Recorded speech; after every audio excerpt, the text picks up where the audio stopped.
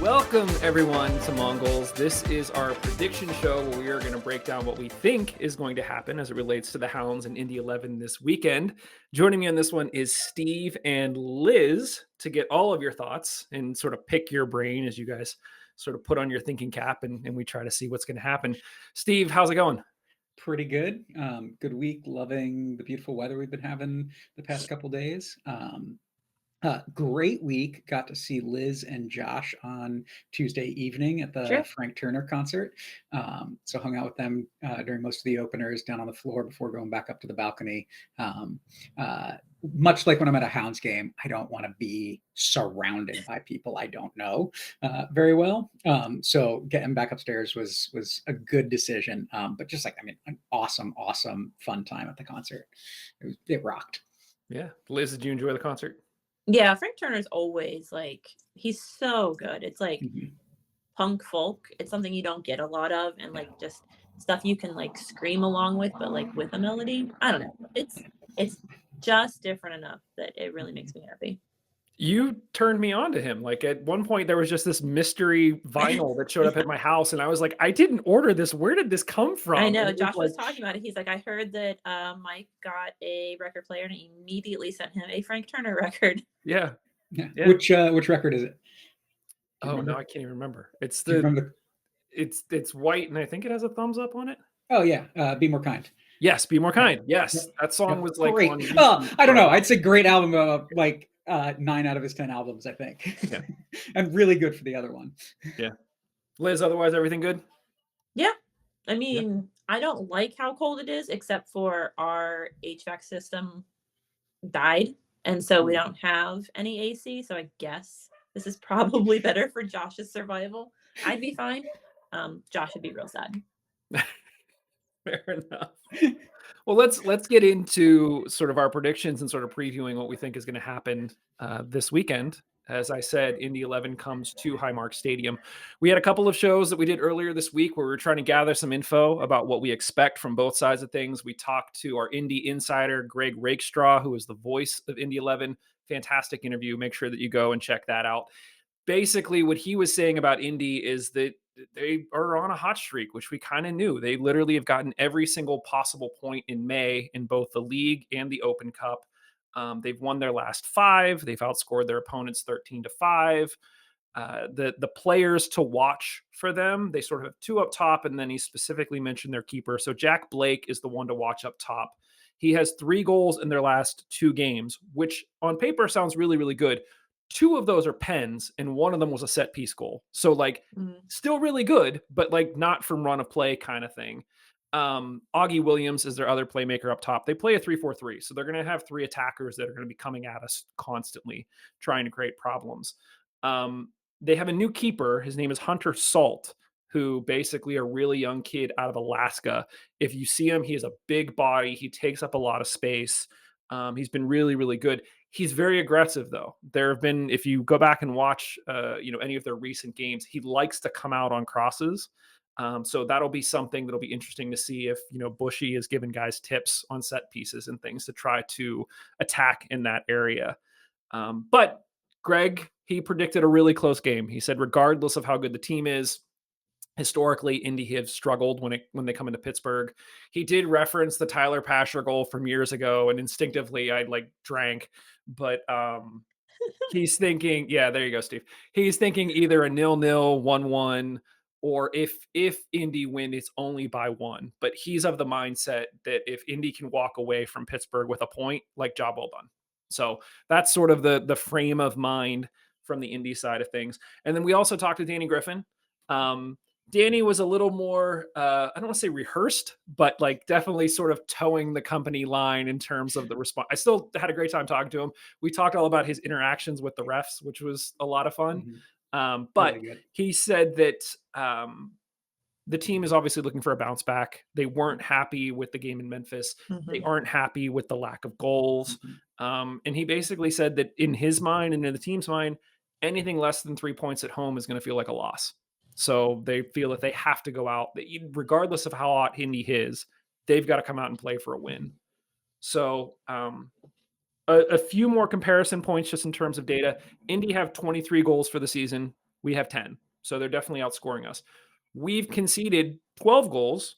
They've conceded 20. So we're keeping a lot more goals off the chart than they are.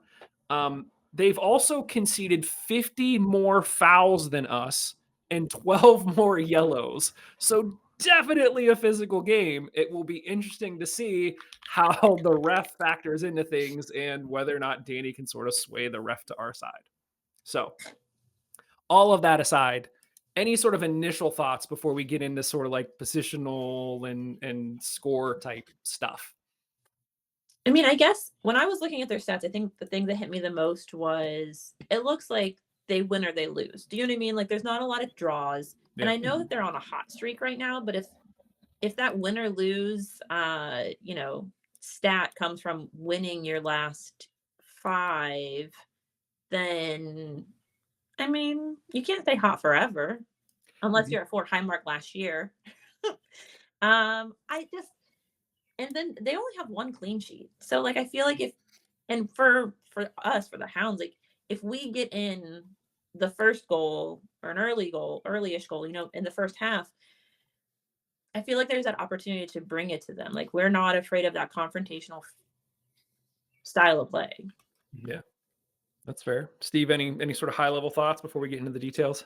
No, I mean, I think Liz talked a little bit about that. I mean, I think as I hear those numbers said aloud rather than just the intuitive feeling, for the Hounds at least, right? Like we're not doing as bad on defense as I feel like the eye test has made me feel, right? Like I don't feel great about the overall results in terms of how some of those have come about and whatnot. But when we're talking about a team that's given up 12 goals at this point in the season, we're not like that far off the ratio of where we normally are when we're a competitive team, right? And so that means, yeah, I think to what Danny said, finding ways to score goals because that's going to make the difference.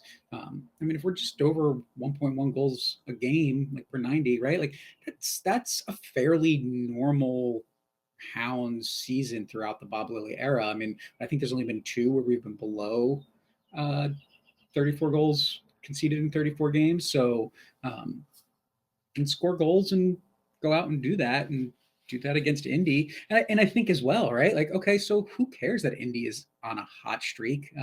May was great. Let's make June start rough for them. Look, I mean, Detroit came in to take us on earlier this season. They were on a hot streak and we beat them. And we've also seen cases where, Charleston have been tearing it up. We play Charleston next week. Their last 2 games are a loss and a draw. So they were on like a hot streak and then they sort of faltered a little bit. So all because you're on a hot streak, those end at some point. And I think that we do have the Fort Highmark, for Saturday. The weather's supposed to be really nice, partially cloudy. Maybe it's going to hit 80, but you're going to get, a wide variety of people who aren't put off by the heat. We're not supposed to get any rain.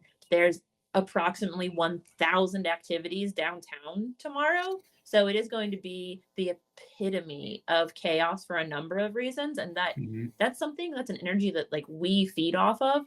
It also means that like some of us are showing up for tailgate a little earlier because we don't want to deal with like Kenny Chesney parking starts at 1:00. And I'm like, how do I avoid that? And the answer is you show up early, you go a back way. The arts festival is happening. So even if I show up at noon, I walk across the bridge and I go to the arts festival, like there's a lot to do to get you like jazzed for the city. So I think that brings a lot to this. Yeah, for sure. The team did announce today that parking is sold out for the lot closest to the stadium. So that seems to be typical these days and typical of sellouts. So you could pretty much assume this game is going to be a sellout as well when you consider everything else that's going on. So yeah, I mean, the fans are definitely gonna have to bring it. Let's get into sort of the specifics of the prediction. So last week, Justin and I talked a little bit about what we thought we were going to see in terms of lineup, and then get into the other aspects of the game before we did our actual score predictions. The ongoing conversation that seems to just continue to be a conversation is what do we do about the keeper position? Do we start Gabby again? Or do you give Eric Dick another shot? Or do we go with sort of the third string keeper? Liz, where do you stand on all of this? I mean, before looking at the stats, I would have said maybe you give Rudolph that chance, but I don't know. I don't think that you do. I think that we're going to see either Gabby or Dick in net, but I don't know who it's going to be. I think you just have to go with, like, you just have to wait and see, and then listen to the Steel Army either cheer or complain. Half of them will cheer, half of them will complain. Of course. And then depending on the outcome, we'll decide whether or not it was a good idea. So let the That's Steel how Army it goes. Okay. All right. This is a let them eat cake situation. There is no right choice, I don't think, in this moment. I think we are in a weird place with our keepers. I'd like to see more communication with the back line. And I don't know if it's like you guys have talked more about how we don't see our defense, matching our expectations. And so does that limit how much our keepers are talking to that back line? But I think that's where whoever's in net, I'd like to see them having better communication with the back line and like shoring that up. Yeah. Steve, where do you land on this? I'm slightly on the Gabby side, only because I think that Bob is going to look at the performances from both of these keepers throughout what he's seen so far, and he's going to give leniency to the guy with less experience because he thinks he can, him and Bushy can develop that guy into a better keeper long term, right? Whereas with Eric Dick, it's like what you get, right? Like he's reached the most learning he's probably going to reach. Like it's marginal what's going to change for him. Whereas with Gabby, there's huge upsides, and so I think Bob's going to give him a lot more leniency. I think if these are both keepers that have years of experience, we might see Dick again, but that's not the case. So I think Bob sticks with Gabby. It's really tough for me because when you look back at last week's performance, the first goal we said, no keeper is really saving that. Gabby was up for save of the week for the USL for one of his other saves, but then the second goal was pretty atrocious. So the pendulum kind of swings really hard both ways.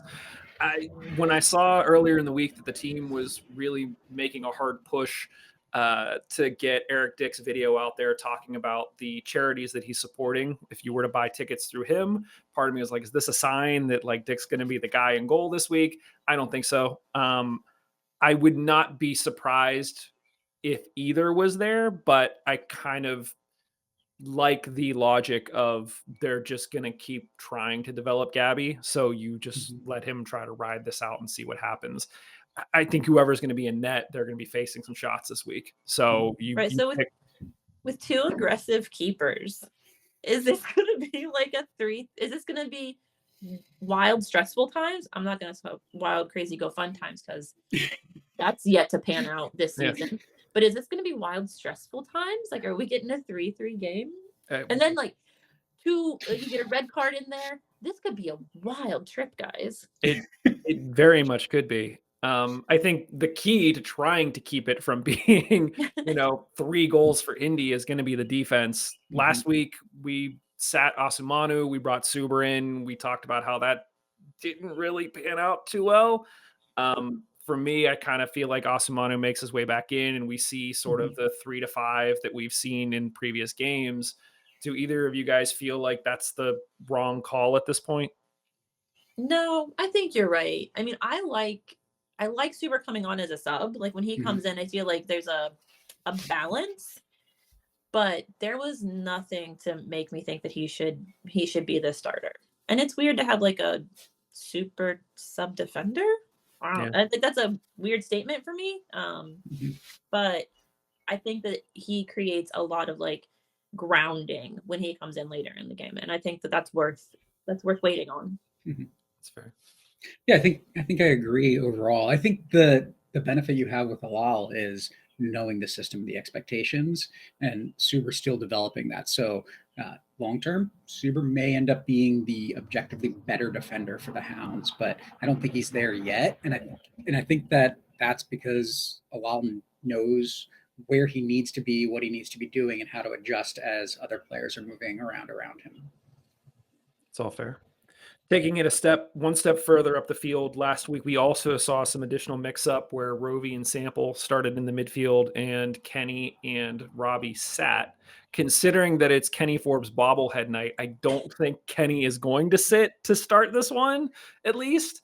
Maybe he'll wander around and sign bobbleheads. Maybe that's his job this week, Mike. I don't see that happening. So I had this kind of thought when you were talking about the Eric Dick video, right? Like Bob cares not at all for that, right? Like he's like, oh, cool, they did that, and he's still making his decision today about who's starting tomorrow, right? Like, and he doesn't care that it's Kenny bobblehead. Maybe he cares that he might get one on his desk, but that's about it, right? Like no, I mean, so I don't. That's not to say Kenny won't start, but because it's bobblehead night is not why Kenny would start. Steve, who do you think starts in midfield? I think we see one of Kenny or Robbie, and I think Bradley Sample gets another shot. I think he's added a lot of stability, especially when Griffin is moving forward with the ball at his feet or getting into some of those more attacking roles. Which, I mean, he talked about it a little bit with you, like how much he likes having that flexibility. Yeah. Liz, you okay with that? Yeah, I think I agree. I think that might be something we see more frequently going forward, because if Bob is going to make changes, at the half or later in the second half, then having either Kenny or Mertz lead that is very strong. Like, I know neither one of them are captain this year, but they're both very good at making sure that people are where they're supposed to be if there's a switch in play, and Bob likes to switch play sometimes. So I think that might be more common going forward, actually. Yeah. It'll be interesting because I feel like Bob is going to have to strike that balance of, we know that Indy can attack and cause problems. So you're going to want to kind of defend or protect the defenders a little bit. But at the same time, I think if we had the ability to push somebody like Danny Griffin a little bit further up the field to help with the attack, then that has the potential to really help the strikers generate more positive opportunities. So I think I agree with the idea of maybe you do start Sample over Mertz and sort of have maybe Sample and Kenny sit just a little bit deeper and press Danny a little bit forward, but we'll see. We'll see what he does. The biggest question is goals. Like, what do we do? The past few games, it's been Kizza and Sterling. Do we think that Bob decides to change something up to give us a chance at scoring more goals, or do you just keep riding this out and hope for the best? Liz, what are your thoughts? Yeah, I think we make the changes that you talked about. Like, if we move Griffin up a little bit further, I think that what we should do is focus on the chances, and then getting Kizza or Sterling into the box. They've been sitting too far back. Like, they just haven't been. I think that they've been focused also on the possibility of them making chances. They haven't been greedy enough. And I think we need them to be a little bit more greedy and be like, okay, I'm a goal scorer, and own that. And it's fine if at the beginning, there were more conversations about kumbaya and let's be a team and everyone has a chance, but it's not working. If you don't have bodies in the box, then all of those chances that we've seen, and we've seen a ton of chances. Yep. They go right out the door. We don't get any goals. So I just want to see those two, sit, crisscross applesauce, wait in the box, and when a pass comes in, jump up and put it in. Just the thought of them sitting crisscross applesauce in the box is really funny to me. Steve, do you think it's Sterling and Kizza, or do you think Deanna or EJ get in there? No, I think it is Sterling and Kizza. I mean, I think Sterling's here for a reason. He knows how to find a way to score goals at some point, right? I think he's still adjusting to the league. And I think Bob has demonstrated that he believes in Eddie Kizza and he's going to stick with him. What I would like to see, though, with that is I'd like to see them being a little more inverted, with Kizza being the one that's occupying the central defenders first, and Sterling making those little bit later runs at that supporting striker role, because I think that's where he really has had some of his best success. His best chances have been not when he's right there on the 6-yard box, but when he's arriving just in time on those later runs and beating the defenders to the ball and putting it into the back of the net, or at least putting it on frame. Steve, I think that's really important what you said, the just in time moments. this team feels like it has a lot of people who can get just in time balls. You don't need to set up something so that they are dribbling for, Right. 20 yards. We need to focus Mhm. on, we have some like instantaneous speed. We have some people who can deliver good balls. Mhm.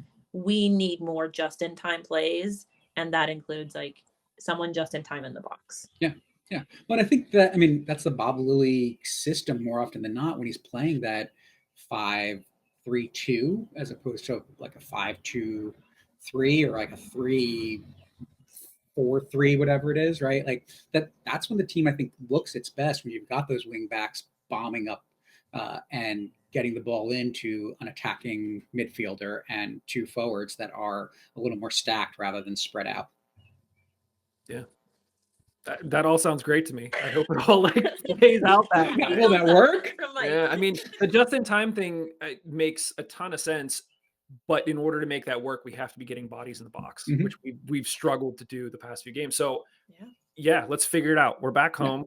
Let's see what we can do. Well, and I think maybe that's part of it that Kazaya is the one player I think that has demonstrated that he can get into the box when somebody else is already there. Whereas I don't think Eddie's showing that, right? Like he's drifting a little too far out wide and contributing to the buildup, but not pulling those defenders or occupying those defenders in a way that allows somebody that has that goal scoring instinct to get to those balls when they're put in between the penalty box or the penalty spot in the 6-yard box.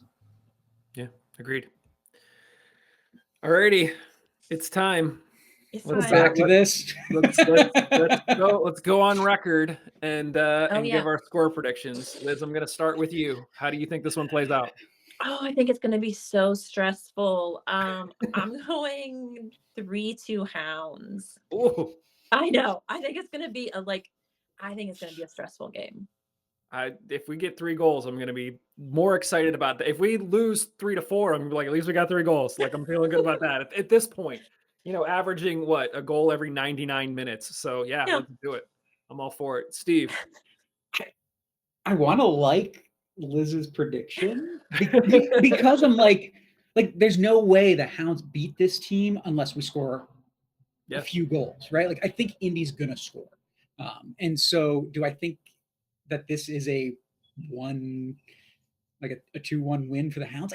No, I think Indy's gonna score, and if we score 2, they're going to be pushing. So we've got to find 3. So I guess I got to agree, even though I don't feel that there's any possibility of that. That's the only way I see a win, and we need the win. And I think the guys are hungry for that. So go out and put 3 in the back of the net and let Indy chase.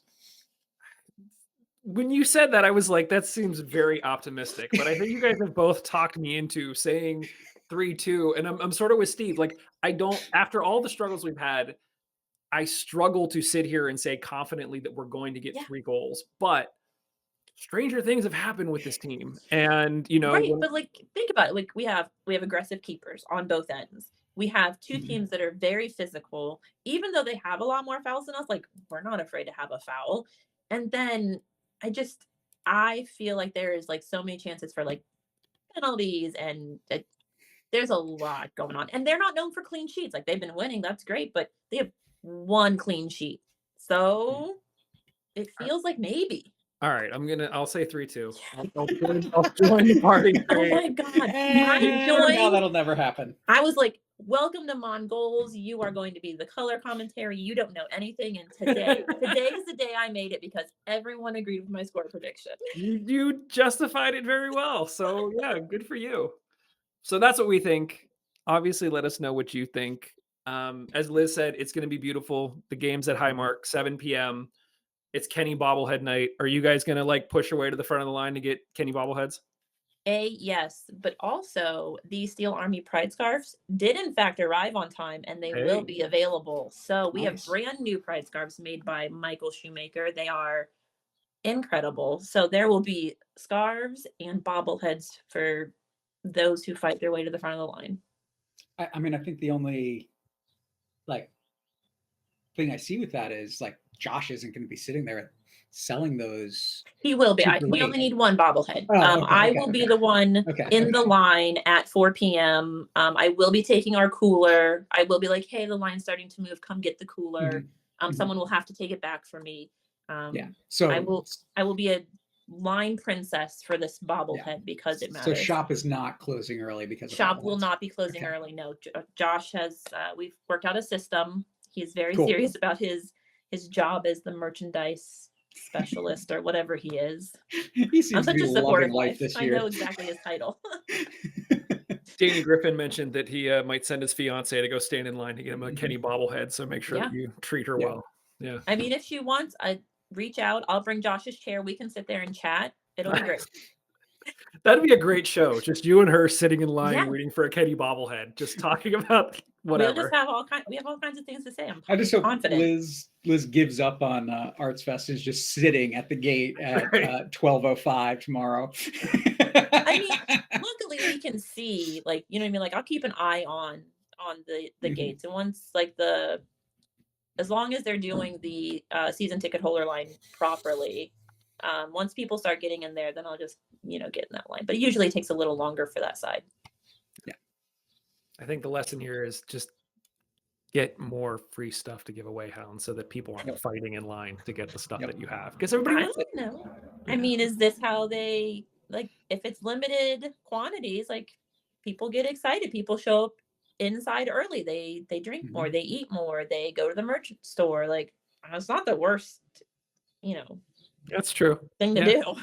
That's true. It's a very good point. It's Well, gonna that's be what we some think. really- Everyone get I was down gonna say, to there's just gonna be some really sad kids when they get up there, and I've been looking forward to it. Well, they can't have mine. I don't even feel like we should close. We should just end there. Just can't have mine. That's Can't have it. mine. We're done.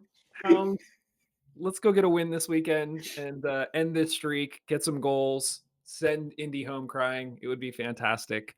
I think that's it for us from this one. Thanks, everybody. We'll talk to you guys. very, very soon. Bye. See ya.